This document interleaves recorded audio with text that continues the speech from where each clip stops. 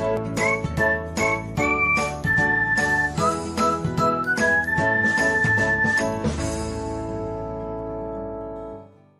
everyone, welcome back to another episode of Technologyglance.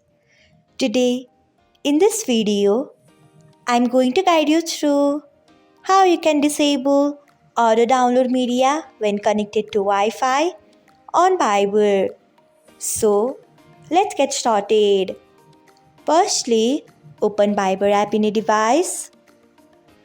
Then tap on three dots icon. Next, tap on settings. After that, tap on media. Next, you can see the option of auto download media when connected to Wi-Fi. Untick it by tapping on it. So, this is how you can disable auto download media when connected to Wi-Fi on Bible. Thanks for watching. If you found this guide helpful, we would love it if you hit the thumbs up button below. We upload great new tech tutorials like this one every day, so do not forget to subscribe to our channel and hit the bell icon so that you'll never miss another update.